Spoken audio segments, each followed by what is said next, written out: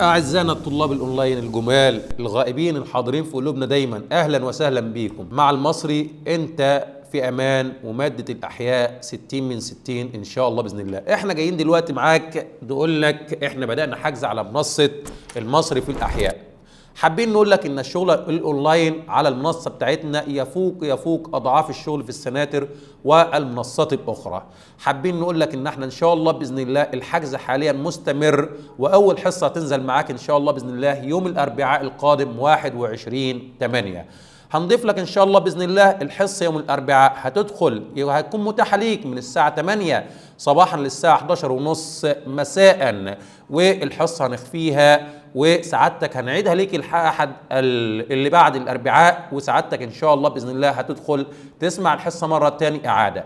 سعادتك عاملين نظام يضمن ليك ال60 من 60 ان شاء الله باذن الله. سعادتك هتشوف فيديو الشرح، وبعد كده ان شاء الله باذن الله مش هتشوف فيديو الواجب الا لما نتاكد ان انت شفت فيديو الشرح وانجزت فيديو الشرح، فيفتح معاك فيديو الواجب تلقائي. خلصت فيديو الواجب وحليت الواجب هتلاقي التيم داخل لك يقول لك صور لنا الواجب عشان نتاكد ان انت حليته فعلا ومش بتتفرج على الفيديو كده وخلاص. خلصت فيديو الواجب وانجزت فيديو الواجب وشفت الافكار واتعلمت الحل، سعادتك هتلاقي الاختبار فتح لك تلقائي. اما اذا كنت هتتحايل وهتعدي الفيديو سريعا هتلاقي نفسك انت الاختبار ما رضيش يفتح معاك، وده معناه بالنسبه لنا ان انت ما اتفرجتش على فيديو الواجب. هتلاقي التيم داخل لك يقول لك ازاي ما اتفرجتش على فيديو الواجب، فين الحل بتاعك؟ دخلت الاختبار بعد ما اتفرجت على فيديو الواجب وامتحنت جبت درجه حلوه، هتلاقي التيم داخل لك. جبت درجه وحشه التيم داخل لك. جبت درجه وحشه هنخليك تعيد الاختبار مره تاني، وهنعمل لك اختبار مره تاني وتالت ورابع. هنعيد لك الحصه مره تاني وتالت ورابع يا بطل، لحد لما نتاكد ان انت فعلا الحصه دي تستاهل من خلالها تدخل معانا الحصه الثانيه على المنصه، فتلاقي الحصه الثانيه اتفتحت لك تلقائي الاربع اللي بعده. يا بطل احنا معاك، التيم معاك، في اي لحظه هتلاقي بيتصلوا عليك وبيتصلوا على والدك ووالدتك.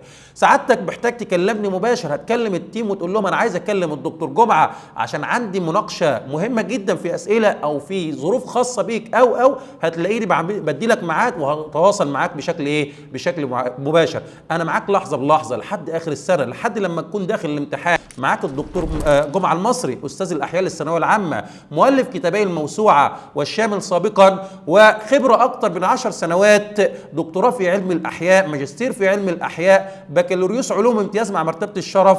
يهمني جدا مصلحتك، ويهمني ان انا اشوفك في الاخر السنه محقق حلمك ومحقق هدفك ومفرح اهلك ومفرح والدتك ووالدتك وباقي العيله كلها. اهلا وسهلا بيك معانا، انضم معانا حاليا مع المنصه واتفرج. احنا نزلنا لك فيديوهات على مجانيه على اليوتيوب، اتفرج عليها وشوف شرحنا وشوف متابعتنا معاك وشوف انت مستواك هيتحسن ازاي.